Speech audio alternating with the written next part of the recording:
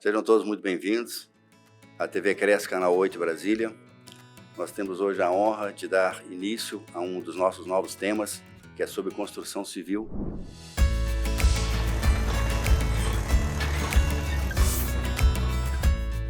Contamos hoje aqui com uma colaboração que seja muito bem-vinda. Temos bem-vindo, Lima, também. É a nossa amiga Camila Salomão, que é uma arquiteta renomada de Brasília, com grande experiência no mercado imobiliário, que contamos com a colaboração dela hoje para acrescentar algumas informações dentro do mercado imobiliário, dentro desse contexto nosso da construção civil e da comercialização e intermediação dos corretores. Seja muito bem-vinda. Obrigada, um prazer. Pois é, Camila, então nós verificamos que você tem um excelente currículo. Seu portfólio é uma coisa realmente invejável. Eu soube que você já passou por várias construtoras em Brasília. Você podia descrever um pouco a sua experiência nesse segmento aí? Já trabalhei com várias construtoras. Já fiz apartamentos decorados, projetos de áreas comuns para os lançamentos, né? Aquele book ilustrativo com as imagens 3D, a plantinha humanizada, colorida. Já trabalhei bastante. Já trabalhei com OAS, Odebrecht, Camargo Correia em São Paulo, EBM, Goiânia, Froilán, várias outras, são bastante. É uma coisa boa, então você vai ter muita coisa para acrescentar hoje. Estamos aqui com o nosso amigo, nosso colega, Francisco Carlos Lima, que é o segundo secretário também do Cresce, e é um corretor de bastante experiência no mercado e muito forte no mercado de lançamento, né, Lima? Sim. Né? Então, acho que essas duas combinações aqui vão fluir hoje uma conversa bastante agradável, que isso vai poder acrescentar para algumas informações boas aí. Acredito que sim. Excelente. Prazer. Obrigado pelo convite, estar participando aqui do nosso da TV Cresce, né? Canal 8. E eu gostaria já de começar com uma perguntinha. Claro. Né? Me fala um pouco de quanto tempo você já está atuando no mercado. Você pode explicar para a gente, contar um pouquinho da sua história? Claro. Tenho 18 anos de experiência, né? Eu sou baiana, sou formada lá na Bahia. Estou aqui há 15 anos em Brasília, então eu tenho experiência no mercado lá na Bahia e aqui. E já trabalhei com vários tipos de projeto. Arquitetura, interiores, as construtoras, projeto comercial, um pouquinho de hospitalar também, clínicas. Então, eu tenho uma experiência grande em vários setores. É o que nós estávamos comentando um pouco aqui sobre a sua experiência nesses apartamentos modelos das construtoras para lançamentos, né? E a gente fica muito preocupado e, ao mesmo tempo, feliz com essa oportunidade de conversar com você, porque o lançamento ele tem toda uma nomenclatura diferente do mercado de imóveis de terceiro. No nosso ramo, entre os corretores, nós temos vários segmentos também. Alguns corretores são especializados em imóveis comerciais, outros em imóveis de terceiros. E a gente sempre debate aqui para que o corretor seja especializado em um segmento e não na cidade inteira. É impossível a pessoa conhecer a cidade toda e todos os mercados. Deve saber um pouquinho de alguma coisa, mas não de tudo, é impossível fazer isso. E a gente tem também como norma entender que o mercado imobiliário ele nasce de um projeto de um arquiteto. É construído através de uma empresa de engenharia, mas ele é comercializado pelos corretores. Essa integração desse ecossistema é que é o nosso foco aqui da TV Cresce. Ou seja, nós queremos trazer conhecimento, bagagem para os corretores para que eles tenham mais liberdade na hora de trabalhar, de demonstrar, saber fazer leitura desse trabalho de arquitetura que vocês fazem e como a gente leva essa informação para o consumidor desse produto, de uma forma que fique tranquilo, que as pessoas se sintam bem, que seja produtivo para um, responsável pelo outro e no final corra tudo bem. Não é isso? Com certeza. Não, é importantíssimo o papel do corretor no lançamento, né, dos empreendimentos. A gente sempre, quando fica pronto o decorado, a gente sempre tenta mostrar, dizer os pontos que a gente tentou valorizar, o que a gente pensou de conceito para o local, qual é o ponto positivo, mais positivo que a gente identificou também no apartamento para ser uma parceria, né? A gente, como arquiteto, tem a técnica e vocês uma outra técnica de venda, né? Então, eu acho que essa parceria, nós dois juntos, né, essas profissões juntos, se complementam. Você vê coisa, né, a gente fala sobre tecnicidade. Às vezes, o que é um vidrotil, o que é um piso rústico, o que é uma coisa decorada. Se o corretor não souber tirar o proveito dessas informações, todo esse trabalho também cai. Sem dúvida. Não é isso? Exatamente. Sem dúvida. Inclusive, você falando, eu lembrei que já participei de reuniões com o construtor, né? E então ele quer saber, olha, você como corretor de imóveis, o que você acha dessa planta? O que você acha desse empreendimento? Ele é comercial? O que pode ser feito? Então a gente sempre dá aquela opinião, olha, os clientes têm procurado mais janelas tipo tal coisa, material, piso mais ou menos assim, que tem procurado. Então a gente sempre passa aquela informação para o construtor do que o mercado está buscando, os clientes, né, o que eles querem. Então, assim, isso ajuda muito. E, claro, com o arquiteto, né, um engenheiro junto, então, é discutindo ali exatamente a planta, a formatação, material de acabamento, né? Como você falou, material de acabamento. E, assim, sobre material de acabamento, você pode falar para a gente qual é a novidade hoje, o que o mercado tem buscado? Claro, claro.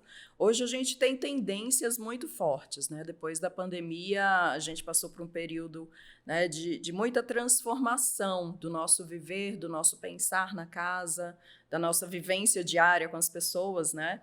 Então, hoje a tendência é muito mais voltada a nós mesmos, né? Então, pensar na nossa relação com a natureza. Então, a gente tem conceitos de biofilia, né, muito fortes. Então, jardim vertical, uma plantinha em casa, a gente ter materiais que remetem a essa natureza, madeira natural, pedra natural, isso está muito em alta, né? Nada que pareça muito artificial. Quanto mais natural for, quanto mais verdadeiro, mais confortável é. E é essa a tendência, né? Inclusive móveis. Os móveis, sofás, mesa, cadeira, tapete também, estão todas mais arredondadas, mais acolhedoras. Eu acho que todo mundo sofreu muito com a pandemia, né? Esse isolamento, muito sofrimento, né? E agora a arquitetura e interiores está querendo abraçar o ser humano, né? Está querendo deixar ele mais tranquilo, ter uma sensação de toque nos objetos um pouco mais natural. Né? Essa é a tendência hoje do mercado. E cada vez mais personalizar, atender o que cada indivíduo quer. Né? Hoje em dia, por exemplo, antigamente, há muitos anos atrás, tinha os lançamentos das cores, né? A Pantone fazia os lançamentos, né? A paleta então, de cores. a paleta de cores. Antigamente era uma cor só. Certo. E não fazia sentido para muita gente, né? Um amarelão. Aí você olhava amarelo, mas por que amarelo? Amarelo não conversa comigo, não conversa com o Brasil, não conversa com o Japão, não conversa com os Estados Unidos. De onde veio isso? Né? E hoje está tudo mais personalizado. Né? Então, hoje tem lançamentos, claro, tem sempre um guia, que é um guia para o mercado, né? Em que os lançamentos, os tecidos, os objetos de decoração vão seguindo mais ou menos essa tendência, mas cor de parede. Hoje a gente tem 3, 4 tons, né, que são lançados, que são as tendências. Cada um vai para uma vertente e pensa num grupo de pessoas, né, numa etnia, em pessoas que são mais voltadas ao mundo urbano, ao mundo do campo. Então, tudo está sendo um pouco mais segmentado para todo mundo estar mais confortável, né? Todo mundo ser abraçado por todas as empresas. É uma coisa bem personalizada. Inclusive, você tem a liberdade de criar cores, né? Exato. Você vai numa loja de tintas hoje, você não quer essa cor, tantos por cento de pigmentação, você monta, Exato. guarda aquela forma, você repete aquilo quantas vezes você quiser, sem correr o risco de deformar a cor, né? Perfeito. Então, não tem mais o certo e o errado, né? É o que te agrada, o que você quer, o que o cliente quer.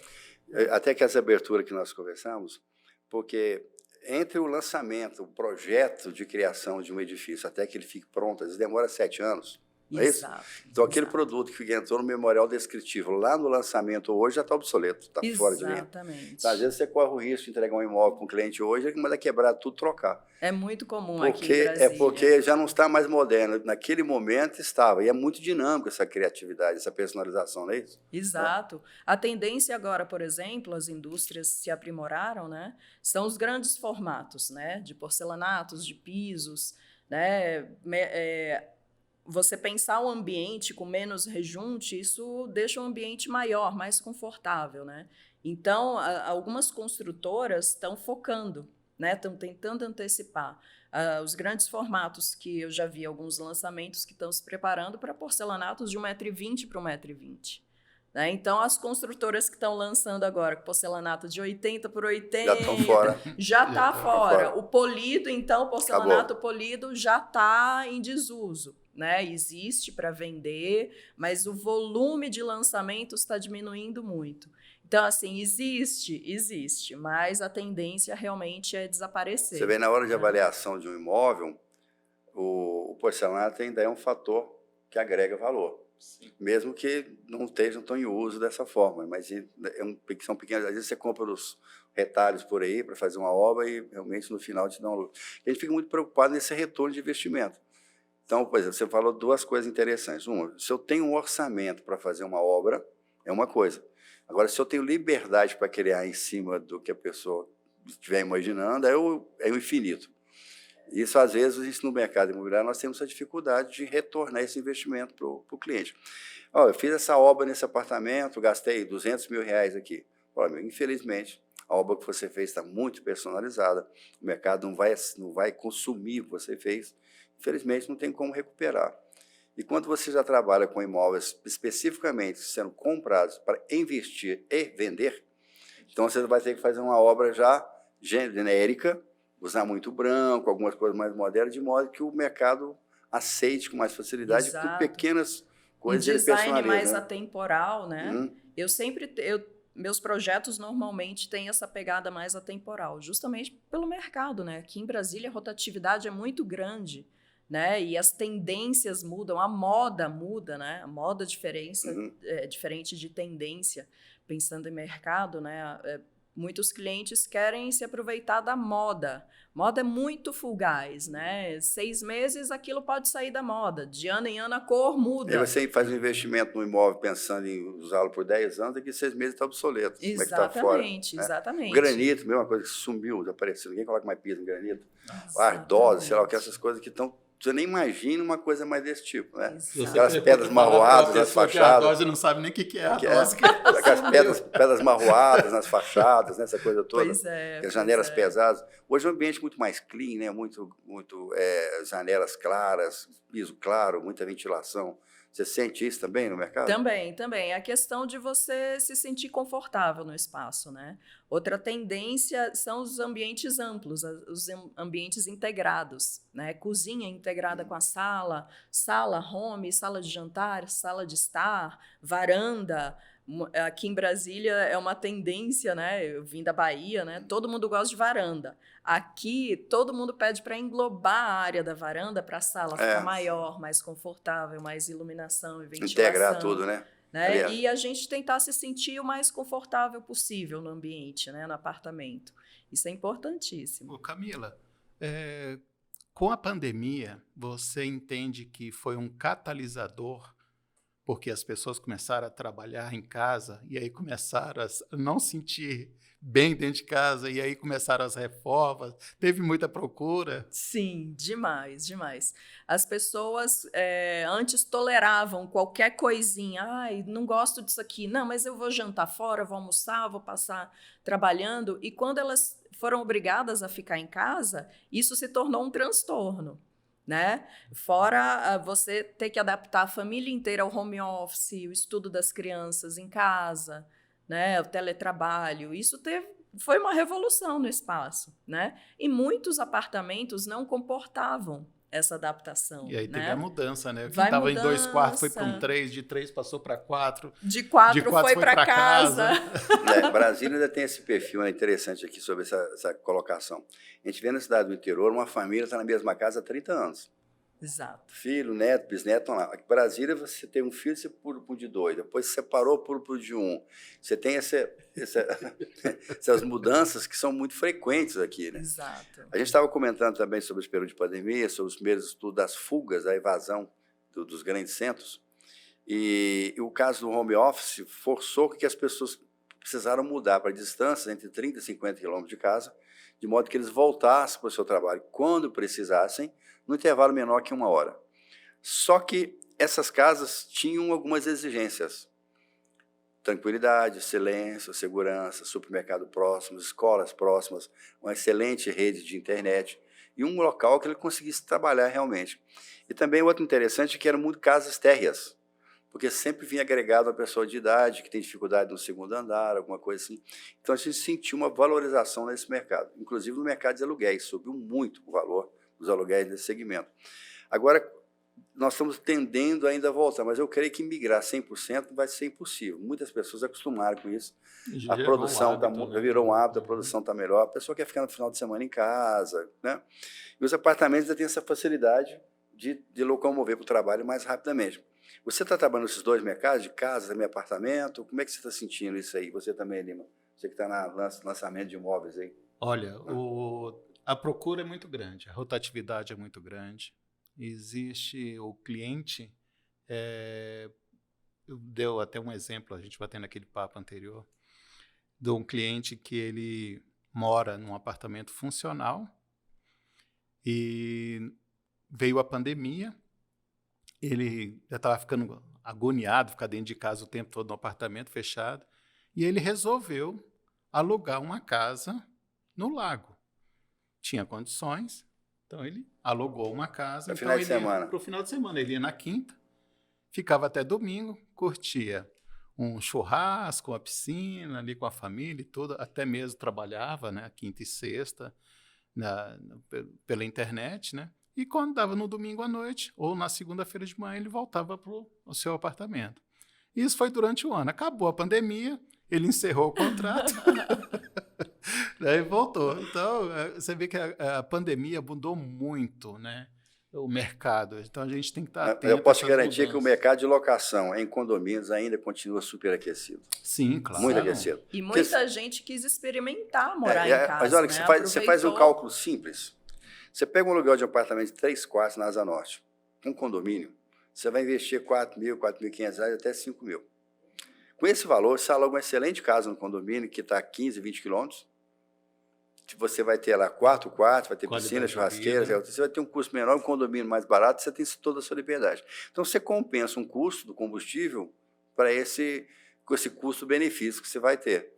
Então, existe essa cultura hoje das pessoas não quererem voltar mais. Olha, está tudo bem aqui, gostei e fiquei por lá mesmo. Sim, na hora de vender, alguns condomínios que não têm escritura, você tem uma dificuldade porque você não tem um financiamento. Então, a pessoa tem que ter aquele valor disponível. Então, já dificulta um pouco. E os outros imóveis que já são escriturados, nós vamos trabalhar com um padrão de consumo maior. E os apartamentos, você já tem uma variedade muito grande de valores. Nós estávamos comentando sobre os microimóveis, né, de 15 metros quadrados, que o arquiteto tem que ser um gênio para criar aquilo lá dentro, e tem funcionado. Tem que ter muito jogo de cintura. É muito mais complexo você fazer um apartamento menor do que um apartamento maior.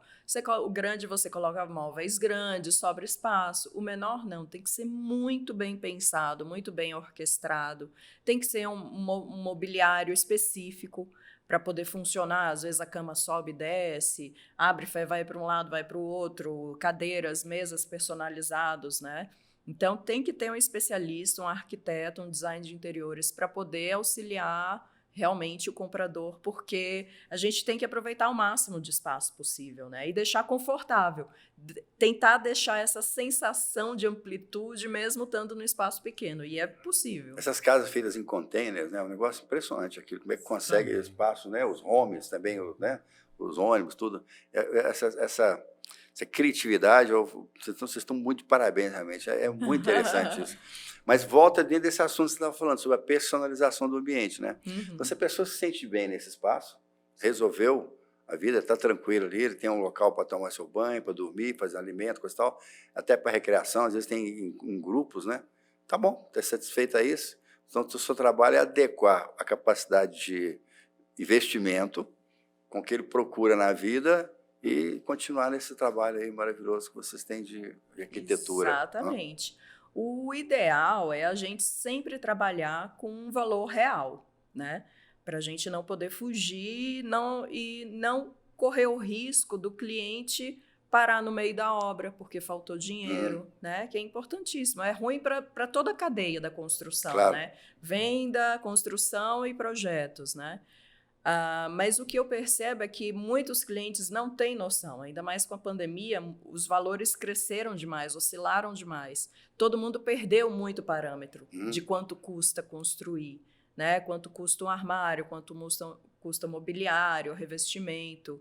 Então, isso perdeu um pouco o controle. Eu sempre tento dar esse panorama antes do cliente, antes de começar a fazer o projeto, antes de ser contratada mesmo, para dar esse parâmetro para ele sentir, poder ponderar o que ele quer, o quanto que ele quer, o quanto que ele pode, para a gente, com essa ideia monetária, a gente conseguir ter um resultado interessante. Você vê, Camila, olha o que acontece, a responsabilidade do corretor, exatamente nesse assunto que você está aí agora. Se eu contratar um engenheiro para construir uma casa para mim, ele não vai me perguntar onde vai construir, ele vai ver metragem quadrada e vai construir. Seja na W3, no Lago Sul, num terreno baldio lá no meio do mato. O trabalho dele é esse. O arquiteto, você fala assim, projeta uma casa para mim, você vai ver a inclinação, alguma coisa, vai projetar. Agora o corretor, ele tem a responsabilidade de falar, olha, você vai gastar um tijolo muito caro num terreno muito ruim. É mais complexo ainda. É mais complexo, porque o preço é o mesmo para você construir aqui ou acolá. Só que aqui você vai ter retorno que você não vai ter. Então, às vezes você vai fazer a avaliação de uma casa excelente, uma arquitetura linda, mas está num condomínio que não tem nem como levar um cliente lá para ver esse imóvel. Você entende? É na estrada de chão. É complicado. E às vezes você encontra também, por um outro lado, você pega um terreno super valorizado, custa 2 milhões um terreno, e lá tem uma casinha, uma edícula de 40 metros. Fala, mas essa casa é muito cara, não estou te vendendo a casa. Está vendendo o terreno. Então, quando você pega o metro quadrado, como é que pode uma casa tão ruim dessa ter um metro quadrado tão caro? Então, o corretor tem que ter essa sensibilidade, saber balancear essas duas informações. Exatamente. Não é isso? Eu tive uma cliente, numa conversa, né, informal, que ela estava justamente com esse dilema, né? Ela mora no local, ela ficou sabendo quanto é o valor por metro quadrado, ela desistiu de construir no terreno que ela tem, que ela comprou. Aí ela falou, não, Camila, esse investimento é muito alto para essa região e não vou ter retorno, não vai valorizar. Foi bem orientado, então, parabéns. Eu vou procurar um outro local para eu poder ter algum benefício no final das contas, né? Porque a gente imagina que a gente vai casar com a casa, né? É sempre o nosso plano. Nós tivemos uma reunião com o Banco do Brasil aqui sobre, entre os assuntos, foi financiamentos imobiliários. Você imagina, o banco, por exemplo, quando faz um contrato de financiamento, é um casamento de 30, 35 anos com esse cliente. Às vezes dura mais do que o próprio casamento, um relacionamento, né? Então, mas é porque as pessoas não percebem isso. Então, ali você vai ter negócios, vai ter seguro de vida, você vai ter cartão de crédito, você vai ter uma série de outras de relacionamento ali. Exato. Não é isso? Um período grande. Né? É um período grande. É um período grande, então você tem que pensar sobre tudo isso. Então, eu vou investir aonde? Para quê? Eu vou ter um retorno sobre isso. Você tem hoje alguns cálculos que nós fazemos no mercado imobiliário, que são os valores agregados de lotes e retorno de investimento sobre construção civil. Há condomínios em Brasília que você compra um lote lá hoje por 300 mil, investe 500 na construção, 800 no total, você vai vender essa casa acima de 1 milhão. Então, investimento que em 8 meses você ganha 200 mil reais de lucro.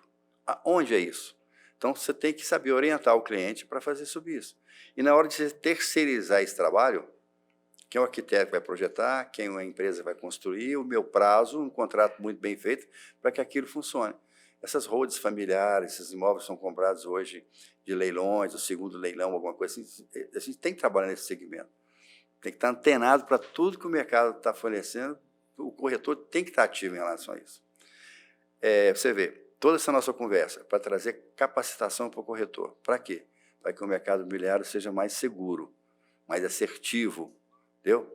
Que todos consigam ter sua remuneração bacana, com segurança e todo mundo feliz. Eu te indico um local errado para você construir uma casa, daqui 2 meses você fala, puxa vida, você me fez um mau negócio aqui. Está ruim, não é isso? Vamos tocando nossa vida aí, Assim, realmente, também vem agora no meu pensamento aqui, como eu trabalho na área de lançamento, o cliente recebe o apartamento, né, pega a chave, tem lá champanhe, aquela coisa toda e tal, aí ele entra no apartamento, não tem nada, só a parede branca.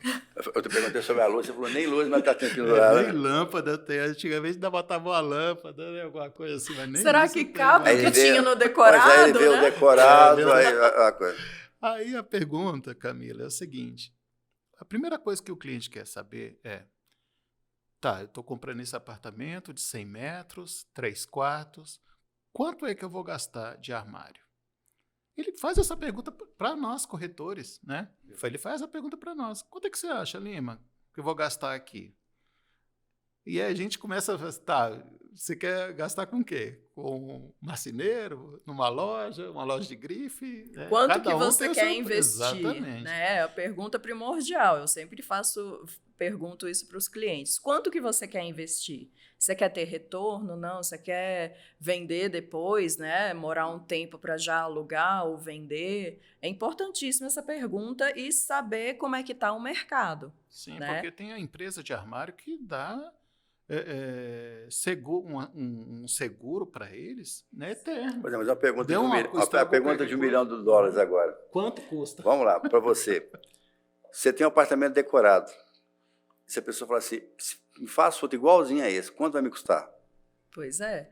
Aí depende da metragem. Não, no depende mesmo do prédio. Não, no mesmo prédio. Sim. Se você tem um Depende da decorado, marcenaria. mas o idêntico, eu falei igualzinho, eu quero igualzinho estar aqui. Quanto você cobrou para fazer isso aqui? Quanto que eu vou pagar para fazer tudo igual? Entendeu? Pois é. Se você tiver uma planilha de custo disso, o corretor seria excelente. sim, Fala, olha, sim, você pode fazer igualzinho isso aqui, portanto. Entendeu? Sim, sim. Em vez de ficar com achismo. Não, e ainda tem, você quer igual a esse aqui, você quer na loja A, B ou C. Loja A custa tanto, prazo de entrega é tanto, B custa tanto, C custa tanto. O que isso vai te acarretar no seu imóvel? De investimento e de retorno. Né? O corretor sempre coloca assim para o cliente. Eu já cansei de falar isso. E já vi muitos corretores também falar. Olha, você vai gastar de armário aqui valor de um carro popular. Agora tem que saber esse carro popular, o que ele veio de acessório. Qual país que é, exatamente, né? Popular na tá de Alemanha, solar. É solar, não. Mas é importante você ver como é que é as coisas, a responsabilidade sobre negociação. A gente tem um problema técnico de matemática sobre a formatação da capitalização na compra de um imóvel em lançamento. Já existe aí um probleminha considerável. Claro, alguns conseguem, outros não, outros se perdem no meio do caminho, outros desistem no meio do caminho. Tudo isso aí pode acontecer. Pode haver uma variação de mercadológico, um incremento de valor de taxa de juros, tudo é possível acontecer. Mas muitas pessoas, ao adquirir imóvel, compram muito na emoção. Porque vê o decorado, achei bonito, quero uma coisa. Quem não quer um apartamento daqui? Só cheirosinho, louco, todo arrumado. E às vezes ele não mede iluminação. realmente o bolso dele para chegar nisso. E é chato acontecer isso. E o corretor ele tem a obrigação de comercializar aquilo que ele é intermediário naquele negócio. Você está ali para isso.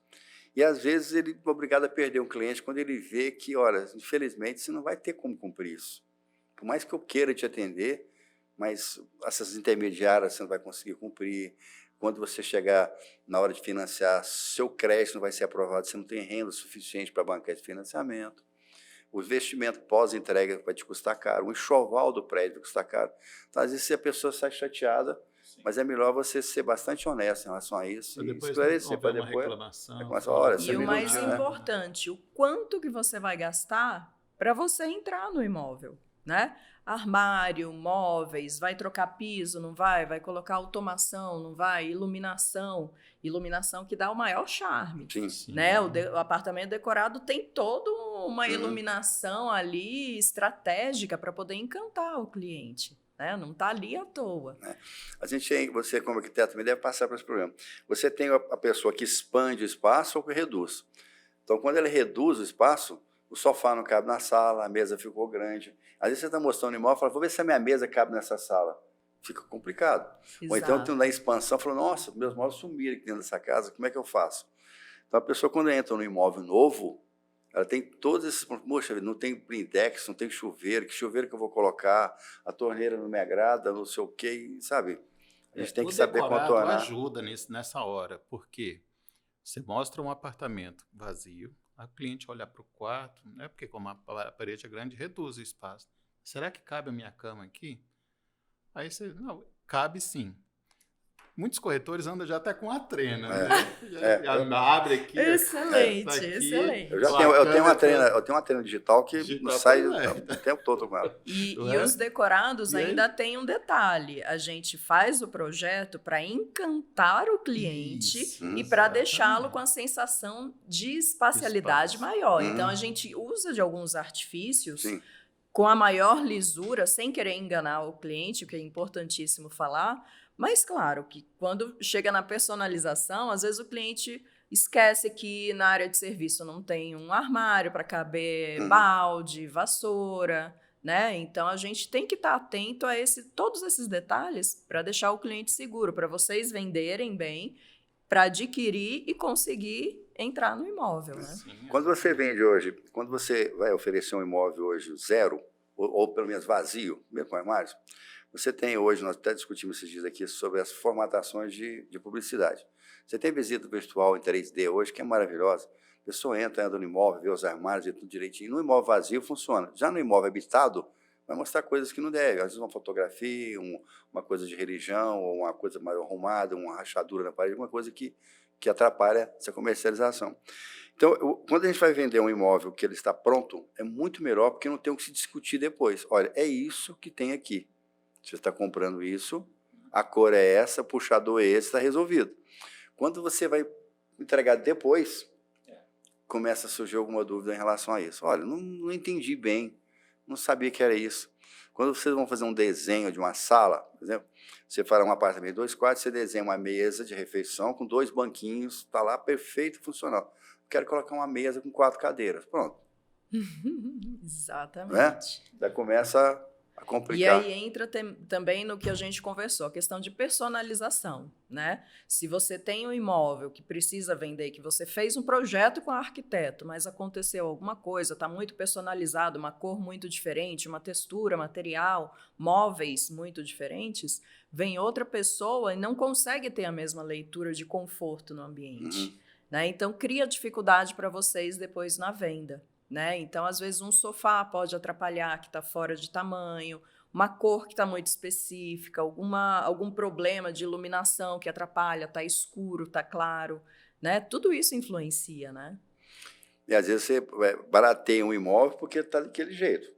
Fala, ó, o preço desse imóvel é esse porque está com essa característica. Ah, mas eu queria mudar. Sim, se mudar, vai mudar o valor também. Você tem que entender que você vai ter que agregar algum valor nesse custo aí. Não, eu quero comprar um apartamento totalmente arrebentado, que eu vou quebrar todo, vai sair do zero. Bacana, então você vai ganhar nisso. Faça um bom projeto, troque a parte hidráulica, poste a parte elétrica, novo, distribuição de carga de eletricidade, todos móveis, bancadas novas. Ok, você vai ter um retorno bom sobre isso. Exato. Agora, se você resolve, por exemplo, comprar uma reformar só o banheiro, prepara o bolso. Só a cozinha, prepara o bolso, né? Porque aí você vai trocar o piso, quando você abre a porta, um nível tem um acima do outro, já não tem o quê. E além do famoso já que, era o que eu ia falar, já que trocou a bancada da cozinha, deixa eu trocar da sala, do banheiro, do piso da casa toda. Aí quando aparece o jaque, você prepara o bolso, que vai ficar bem mais caro o negócio. E muitas vezes o cliente não percebe. Às vezes a gente, como profissional, a gente tenta sempre pensar na valorização do imóvel, né, e no conforto. A gente propõe muitas vezes o jaque, porque a gente vê que a valorização vai ser muito grande, né? Vai trocar só a cozinha. Já que vai trocar a cozinha, por que você não faz uma cozinha americana, integra, e aí integra com piso? E aí a gente tenta mostrar para o cliente o potencial do imóvel. Né? Isso é interessante também para o imóvel já usado para ser vendido. Você né? vê, outra respondendo do corretor. Digamos que a pessoa, você tem um prédio, cruzeiro, um apartamento de 4º andar de escada, finamente reformado. É um imóvel difícil de comercializar. Entendeu? Então, esse investimento foi feito praticamente no lugar errado. Ah, mas eu fiz porque eu gosto de escada. Sim, mas as pessoas não vão gostar para comprar. Você tem um setor econômico do sudoeste, prédios de 2 andares, 3 andares de escada. O primeiro andar tem um preço, o segundo tem outro, o terceiro tem outro. O corretor tem que ter essa sensibilidade, esse conhecimento de indicar uma obra mais puxada ou menos de investimento, porque sabe que aqui não vai ter retorno. Exato. E eu acho que reconhecer os revestimentos, né? O que a gente falou lá anteriormente.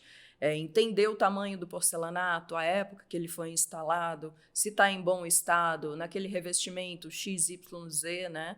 Para poder argumentar com o cliente, falar, não, esse está super valorizado, porque tem tais elementos. Ou então falar, olha, tem esses elementos, mas já não está mais se usando, vai te trazer prejuízos, não é isso que você quer esteticamente, né? Eu falei como é que é complexo esse mercado. Você tinha até pouco tempo os apartamentos do Brasil que tinham aquecimento com aquele nosso nome, ficava lá na varanda, lá, aquele boiler, né? Não é isso? Tinha os apartamentos. Depois você tem os apartamentos que são bons, na Asa Sul, que tem prédios que estão com 50, 60 anos de idade, já tem problema de hidráulica, tubulações de ferro, aquela coisa toda, e tem uma localização excelente. Se ficar 2 dias sem usar o apartamento, a água vai sair toda marrom, né? E tem seu valor de mercado. Sim. Então, você vai comprar um apartamento num prédio onde ele foi reformado, a estrutura foi reformada, a fachada talvez não, mas por dentro está ok, se você vai orientar, olha, isso aqui é melhor investimento que esse outro que não tem nada. Pensa que está mais barato, mas não está. Quando você for pagar, aí você vai ver que vai ser diferente.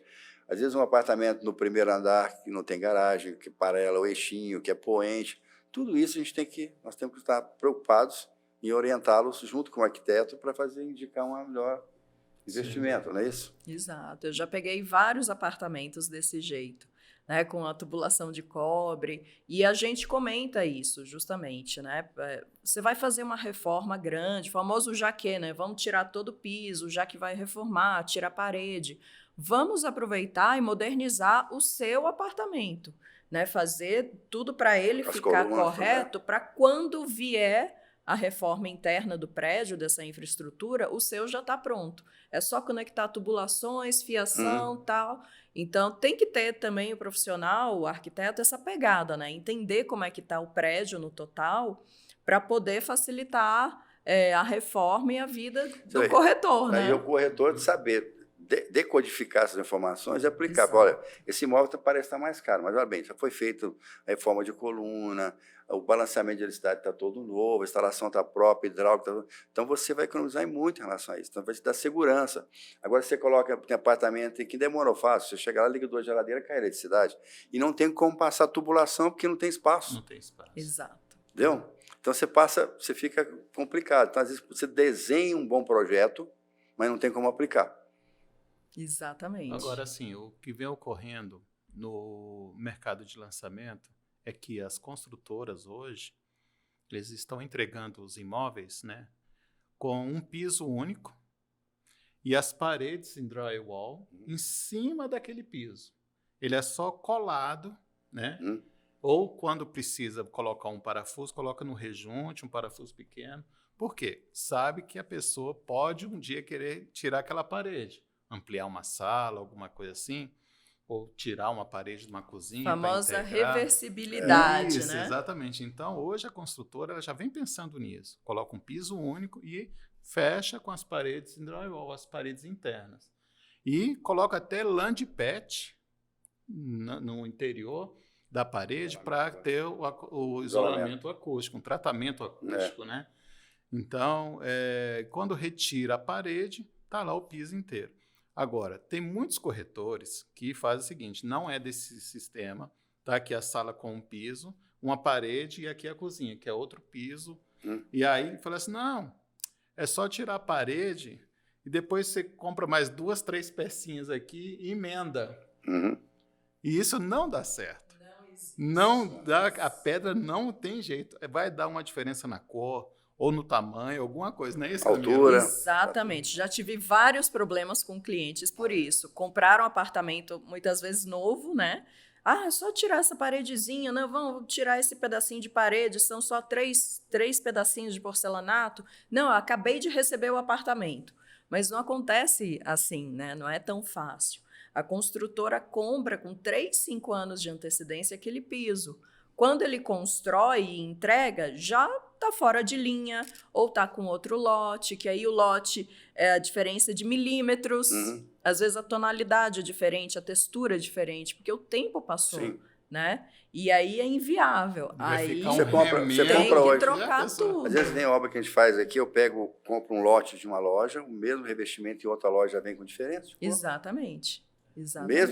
Mesmo tempo. Você compra aqui, tá? Quando você coloca os dois juntos, deu problema. Pois é. Então, essa promessa de, não, é só fazer um complementozinho, não é tão simples, né? Tem que tomar cuidado, tem que analisar o mercado. Acontece de um morador, um vizinho, ter recebido na caixa, ser o mesmo lote, aí sim, né? Aí o corretor, eu acho que tem que buscar essa informação ou Está na planta, Tem a reserva, construtora né? Tem reserva. é isso, a construtora está comprando, vamos comprar um pouquinho a mais, pede para a construtora comprar para já deixar reservado, que eu já vi algumas construtoras fazendo isso, né? Aí sim, é uma promessa legal. Agora, é muito complexo fazer isso. Normalmente, os clientes têm que trocar todo o piso ou fazer um projeto diferenciado ali de arquitetura de interiores para poder disfarçar. Agora, é outra coisa, Camila. A gente vê situações que dá até dó. O cliente acaba de comprar um apartamento maravilhoso, com um piso maravilhoso, aí ele quebra tudo. E você olha aquelas peças de porcelanato, acho que ninguém nem pisou em cima. É no lixo, é o desperdício, né? Então, assim, o corretor, muitas vezes, deixa de falar para o cliente que está comprando ali na planta que ele poderia fazer da seguinte forma: olha, o senhor pode, se eu não gostou desse piso, não, o senhor pode agora, ainda dá tempo, porque também tem que ver essa questão do prazo, ainda dá tempo do cliente fazer a opção: olha, eu só quero contrapiso, porque eu vou comprar o meu piso e eu vou colocar meu piso da época. Claro, estando no contrato, tudo certinho, a construtora aceita, né? Entregar apenas no contrapiso. Agora sim, parede, mudanças, aí já envolve a questão do habite, entendeu? Mudança do projeto é mais complicado. Mas entregar sem um piso ou sem um revestimento na parede da cozinha ou do banheiro é fácil.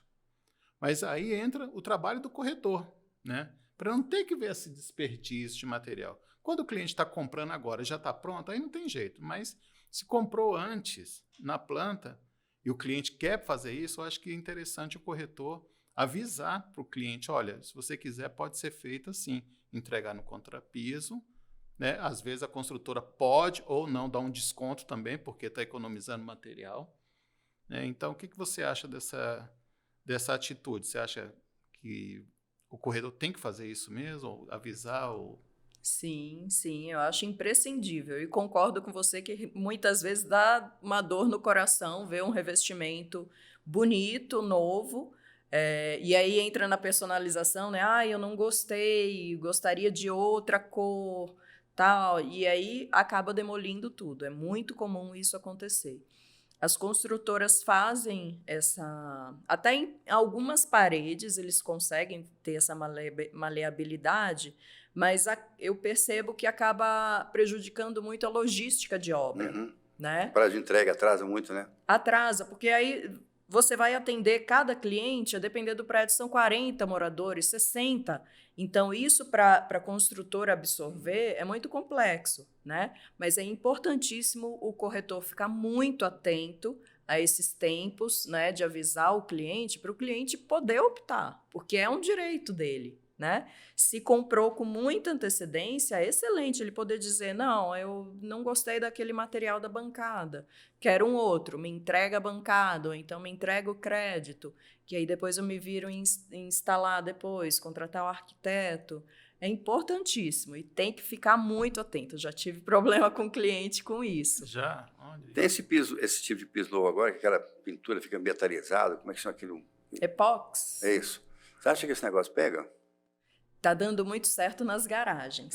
As garagens estão se aprimorando muito, estão ficando muito bonitas, confere uma resistência e uma beleza muito grande e facilidade de limpeza.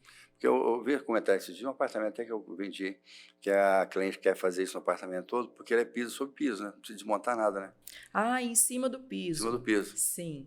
Tenho várias observações para fazer com relação a esse tipo de piso. A gente tem que conferir se ela quer fazer o apartamento inteiro, porque aí não tem problema de um ambiente ficar com, o outro sem, né? Mas é uma prática interessante, sim. Já tem muitas marcas que têm esse produto, eles chamam porcelanato líquido, né? Então, mas ele é brilhante, não é? Ele é brilhante. Ele não é dentro da linha que está em decadência, os profissionais brilhantes, nem mais para o rústico? Tá, mas aí entra na questão de você querer modificar a estética, né? Do que você recebeu, troca para outro tom, eles têm várias cores desses pisos, né? Então querem personalizar. né? Lojas comerciais, clínicas também recebem e querem fazer esse piso. Facilitar a limpeza, tudo tranquilo. Facilitar a limpeza. E não tem junta. Uhum. Então fica aquele piso monolítico, né? Bem bonito. É bem interessante. Não fica um pouco cansativo, não, sabe? Mas monolítico, assim, não fica pode meio... mudar a cor depois, bota um né? tapete em cima, muda o móvel de local, uma poltrona, coloca um vaso em cima, né? Muitas vezes o piso, a depender da composição do apartamento, ele acaba sumindo mesmo, né? Entendi. Então, a composição, é o que o cliente busca com o design do apartamento para ver se cabe ou não essa opção. Camila, primeira coisa, eu quero te agradecer muito pela sua presença aqui. Gostaria que você deixasse aqui alguma informação, alguma dica para os corretores, deixasse seu endereço na internet, se alguém quiser fazer um contato com você, sei que você é um excelente profissional, está aí no mercado, então que o pessoal consiga tirar proveito da sua capacidade profissional, estamos todos à sua disposição. Queria agradecer muito a oportunidade, a conversa foi muito boa. E eu acho que o mais importante é as pessoas se profissionalizarem, né? Estarem antenadas com o que está acontecendo, se aproveitar dos demais profissionais, né? Para poder incrementar a informação para o seu cliente. Então, aproveitar do arquiteto, do engenheiro, estar sempre conversando, sempre lendo, sempre entendendo como é que está seu mercado. A expansão da cidade também é importantíssima, né? E se quiserem me procurar para qualquer ajuda, podem entrar em contato comigo pelo WhatsApp. Eu estou em construção com o site, mas é camilasalomão.com.br e estou à disposição para vocês. Obrigada. Bacana, muito obrigado. E você, Lima, o que você tem para os nossos amigos aí? Espero que com essas informações, nesse bate-papo aqui, o corretor saia com mais conhecimento, né? Porque o corretor ele é um pouco psicólogo, um pouco conciliador, economista, pastor. Então, assim, o corretor também ele é um profissional na área de engenharia também, um pouco também na sua área. Então, ele tem que entender um pouco de cada coisa. Então, assim, eu acredito que com essas informações, esse bate-papo aqui acrescentou bastante para nós corretores. Muito obrigado. Obrigada. Só para esclarecer que o corretor de imóveis, ele tem que aprender a fazer essa leitura dessas informações, tirar proveito disso, de modo que o seu trabalho, a sua intermediação, seja mais profícua, que ele seja mais bem valorizado, que seus honorários sejam sempre bem recebidos, que ele faça uma clientela ativa, que essa coisa vai perpetuando, né? E aprendendo a extraviar dessas dificuldades, arrumar soluções. Esse é o nosso foco aqui.